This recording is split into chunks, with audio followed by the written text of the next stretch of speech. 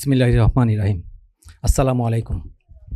উপস্থিত রাজশাহী বিশ্ববিদ্যালয়ের registrar sir, আইইউবেটের madam, আমার কলিগ, শিউলিমালার অফিসিয়ালস, কলাকুশলী, আপনাদের সবাইকে আসসালামু আলাইকুম।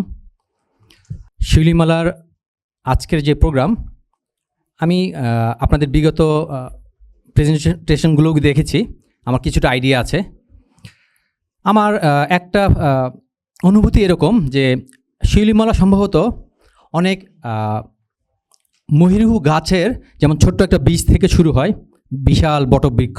শিউলিমালা বা ইসলামী চিন্তা গবেষণা কেন্দ্র, এই প্রতিষ্ঠানগুলো আসলে সেরকম আসলে একটা বীজ।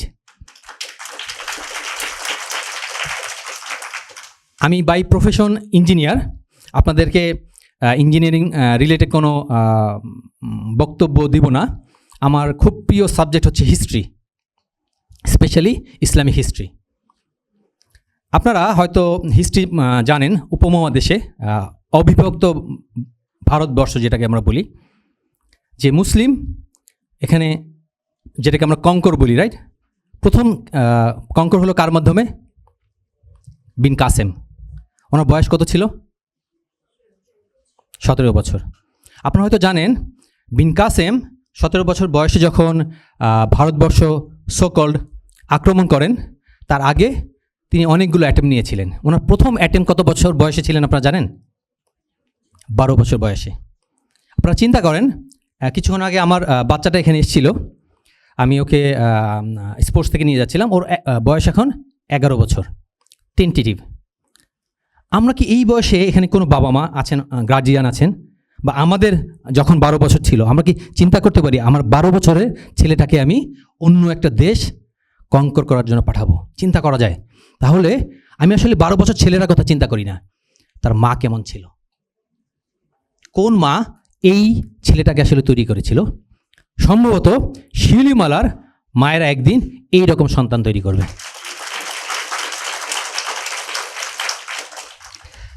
মুসলিম হিস্ট্রিতে 500-600 খ্রিস্টাব্দের পরপর যখন ইসলাম প্রচারটা শুরু হলো, এখন অবধি আমার কাছে ইনফ্লুয়েন্সিয়াল 3টা সাম্রাজ্যের কথা মনে পড়ে। আন্দালুসিয়া, এবং আপনাদের কাছে আর 2টা ইনফ্লুয়েন্সিয়াল সাম্রাজ্য কোনটা মনে হয়?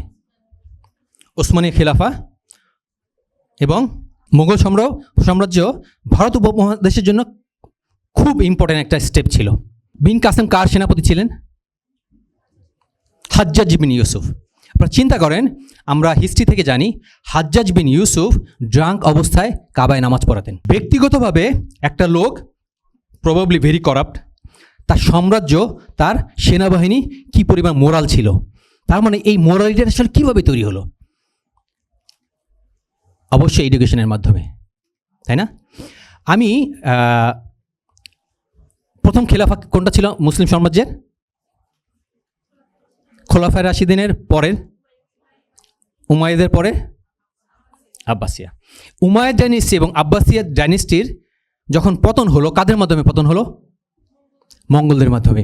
এর মেইন, এটা আমার ব্যক্তিগতভাবে পড়াশোনা, যে মঙ্গলরা কিভাবে, আপনারা হয়তো মঙ্গল হিস্ট্রি জানেন, তাদের যে ব্রুটালিটি, এটা তো তাদের মেন অস্ত্র ছিল, তাই না? ব্রুটালিটিটা এই পর্যায়ে ছিল। একটা হিস্ট্রির একটা ঘটনা বলি। এক মঙ্গল সোলজার এসছে, এক গ্রুপ অফ মুসলমানদেরকে কতল করবে, তারা যা জবাই করে ফেলতো, রাইট? তার হাতের তলোয়ারটা ভেঙে গেছে। এই সোলজার চলে গেছে, সবাইকে বলে গেছে তোমরা কিন্তু প্রত্যেকে এখানে থাকবা, আমি আবার যাব, নতুন তলোয়ার নিয়ে আসবো এবং প্রত্যেকে কতল করব। ওই সময়কার বিভীষিকাময় ব্যাপারটা চিন্তা করেন, প্রত্যেকটা মুসলমান ওখানে দাঁড়ায় আছে। সে তার সাম্রাজ্যে গেছে, অবশ্যই বেশ বড় একটা দূরত্ব, রাইট? সে সেখান থেকে নতুন একটা তলোয়ার আনছে এবং এনে প্রত্যেককে কতল করছে। এর মানে কি? এর মানে হচ্ছে ব্রুটালিটির পর্যায়ের এমন একটা অবস্থা যে এই মুসলমানগুলো ওখানে দাঁড়ায় আছে 3-4 ঘন্টা অ্যাটলিস্ট, কারণ তার তলোয়ার আনতে সময় লাগছে যথেষ্ট পরিমাণ, তাই না? এটা তো আর আমাদের কমন ডিস্টেন্স না। সে তার তাঁবুতে ফেরত গেছে, সেখান থেকে সে নতুন একটা তলোয়ার নিয়ে আসছে। তাহলে মুসলমানদের ওই সময়টায় এই যে শিকি, মানে আপনারা চিন্তা করেন আতঙ্কের কি একটা লেভেল, যে একটা সোলজার তাকে হত্যা করবে, সে 4 ঘন্টা ধরে সেখানে বসে আছে, সে মুভ করতেছে না, কারণ সে অ্যাটাকও করতেছে না। এই যে অংশটুকু মঙ্গলদেরকে এই ব্রুটালিটির যে সুযোগ, এই সুযোগটা মঙ্গলরা কীভাবে পেল? আপনারা হয়তো অনেকে আহমেদ দিদাদের নাম শুনেছেন, শেখ আহমেদ দিদার, তাই না? আমরা তাদের আহমেদ দিদাদের অনেক পুরাতন ভিডিও দেখি। আমি যখন খুব ছোট, দৈনিক ইনকলাবে শুক্রবারে একটা আর্টিকেল ছাপা হতো, সেখানে আমরা পড়তাম আহমেদ দিদাদ কোথায় বক্তব্য দিয়েছেন। তখন তো আসলে অডিওর তেমন বা ভিডিওরও যুগ না, আমরা নিউজে দেখতাম। আহমেদ দিদাদ তার একটা বক্তব্য বলেন যে মুসলমানদের সাম্রাজ্যগুলো কখন পতন ঘটেছে? যখন মুসলমান সাম্রাজ্যগুলো তার প্রতিবেশী সাম্রাজ্যকে ইনহিউম্যান বা লেসার হিউম্যান বিং মনে করা শুরু করেছে। সেম ঘটনা ঘটেছে মুসলমানদের সাম্রাজ্যে। আপনার যখন বিন কাসেম ভারত উপমহাদেশ আক্রমণ করেন, ওই সময়টা অলমোস্ট তাবে তাবিনদের যুগ, তার জাস্ট পরবর্তী যুগ। তাবে তাবিনদের যুগের ওই সময়ে মুসলমানদের রিচ ছিল কোথায়? এখনকার পাকিস্তানের মুলতান শহর। আমি একটু আগে আসার সময় দেখছিলাম মুলতান শহরের পূর্ব নাম কী ছিল। আপনারা কেউ জানেন মুলতান শহরের আগের নাম কী ছিল? কাসুপাড়া সামথিং, এটা একটা দেবীর নাম, হিন্দুদের দেবীর নাম। মুলতান অধিকৃত হয়েছে 1200 শতাব্দীর আগে। 1200 শতাব্দীতে মুলতান তখন বর্ডার করতো কার সাথে? এখনকার মঙ্গলদের সাথে। মুসলমান সোলজার মঙ্গলদের এবং মুসলমানদের মাঝে সাম্রাজ্য পাহারা দিত। ওই সময়টায় মুসলমান সাম্রাজ্যের মধ্যে যেই ঘাটতি দেখা যায় সেটা হচ্ছে জ্ঞানের ঘাটতি। মুসলমানরা নিজেদেরকে এত বেশি এনলাইটেন ভাবত, তারা আসলে মঙ্গলদের কাছে দিনের প্রসার করে নাই। এই ঘটনাটা শেখ আহমেদ দিদাদ দুইটা ঘটনাকে মুসলমানদের সাম্রাজ্যের ধ্বংসের অথবা আমরা যেটা বলি কলোনিয়ালিজমের যে ধাক্কা, এই ধাক্কাটা মুসলমানরা কেন নিতে পারে নাই? এই দুইটা ঘটনার কারণে উনি যেটা উল্লেখ করেন, একটা হচ্ছে মঙ্গলদের আক্রমণ, আরেকটা হচ্ছে আন্দালুসিয়ার পতন। ওখানে শেখ আহমেদ দিদাদ একটা কোরআনের আয়াত উল্লেখ করেন। আপনারা হয়তো ভালো জানেন, আমি স্কলার না, ইসলামিক স্কলার তো অবশ্যই না। যখন ইহুদিদের ব্যাবিলনে ধরে নিয়ে যাওয়া হতো, ফুল ইহুদি জাতিকে ধরে নিয়ে যাওয়া হচ্ছিল, আপনারা জানেন হয়তো, রাইট? ব্যাবিলনে পুরো ইহুদি জাতিকে স্লেভ হিসেবে নিয়ে যাওয়া হয়েছিল। এর প্রেক্ষিতে আল্লাহ তাআলা একটা ওই ঘটনা রিমাইন্ড করার জন্য বনি ইসরায়েলকে একটা ঘটনা, একটা আয়াত উল্লেখ করেন, কামতার কি জান্নাতি, রাইট? ও ইউন হাউ মেনি গার্ডেন্স এ লেভ বিহাইন্ড। যখন ইহুদিদের ধরে নিয়ে যাওয়া হচ্ছিল, এই অংশটুকু আল্লাহ সুবহানাহু ওয়া তাআলা কোরআনে ড্রামাটাইজ করেছেন, যে কত জান্নাত, জান্নাত বলতে ওই সময়কার তাদের গার্ডেন, এই গার্ডেনগুলো যখন পড়েছিল ইহুদিদের এবং তাদেরকে যখন স্লেভ হিসেবে ব্যাবিলনে নিয়ে যাওয়া হচ্ছিল, তখন পৃথিবীর অন্য কোনো জনগোষ্ঠী তাদের জন্য এক ফোঁটা চোখের পানি ফেলেনি। আল্লাহ তাআলা তখন বোঝাতে চেয়েছিল, কারণ এই ইহুদিরা কি মনে করেছিল? ইহুদিদের ভিতরে কিসের গর্ব ছিল? জ্ঞানের গর্বটা ছিল, তাই না? ইহুদিরা স্টিল মনে করে কি আমরা সাধারণ জনগণ, আমাদেরকে কি নামে ডাকে ইহুদিরা? স্টিল আপনারা যদি প্যালেস্টাইন অংশে, প্যালেস্টাইনের যে ব্রুটালিটি, রাইট, এই ব্রুটালিটিটা নর্মাল একটা ইহুদি কেন মেনে নেয়? বা আমরা সকল জায়নিস যাদেরকে বলি, এই একটা জায়নিস কেন মেনে নেয়? কারণ তারা আমাদেরকে গোয়িম ভাবে। গোয়িম মানে সোজা বাংলায় অচ্ছুত, এগুলো সাব হিউম্যান, আমরা হচ্ছে হিউম্যান। এই ইহুদিরা নিজেদেরকে পুরোপুরি হিউম্যান ভাবতো, আর অন্যান্য মানুষ যারা তাদেরকে সাব হিউম্যান ভাবতো।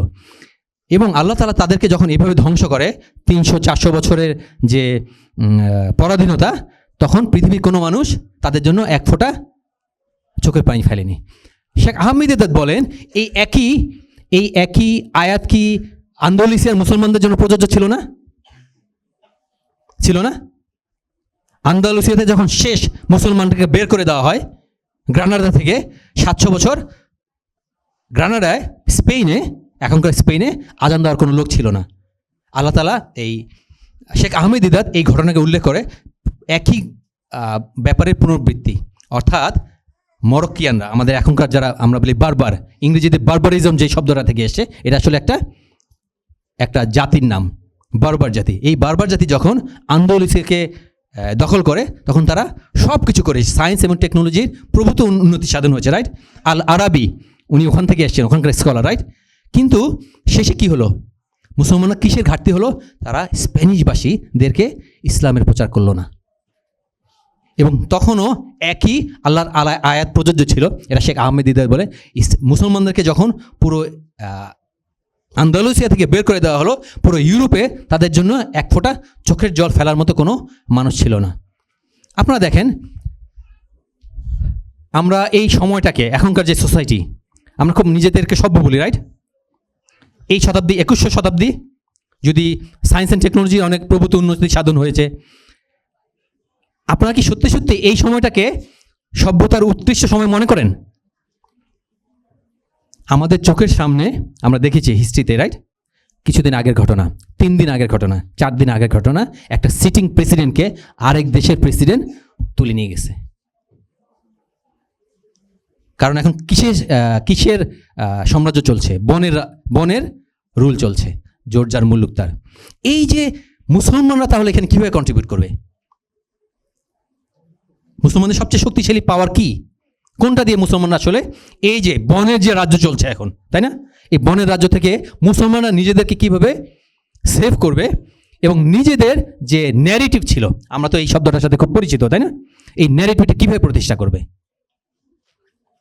কি মনে হয় আপনাদের? ইসলামের প্রিন্সিপাল আদল, কারণ ইসলাম ন্যায় বিচারের পক্ষে, এবং সেকেন্ডটা হচ্ছে জ্ঞান। এই দুইটা জিনিস দিয়ে ইসলাম, যদি মুসলমানরা কখনো এই বনের নীতিকে রিপ্লেস করতে চায়, তাহলে এর একমাত্র ওয়ে হচ্ছে সিম্পলি হিস্ট্রি আমাদের শেখায় যে এছাড়া আসলে অন্য কোনো বিকল্প নাই। আপনি যখন ন্যায় প্রতিষ্ঠা করবেন, তখন আসলে দলে দলে অন্য মানুষ আপনার পতাকা তোলে আসবে। তারা ইসলাম গ্রহণ করুক না করুক, আপনার আইন মেনে নেবে, কারণ সে আইন হচ্ছে আদলের আইন, ন্যায় প্রতিষ্ঠার আইন। এবং সেটা কীভাবে প্রতিষ্ঠা হবে? জ্ঞানের মাধ্যমে।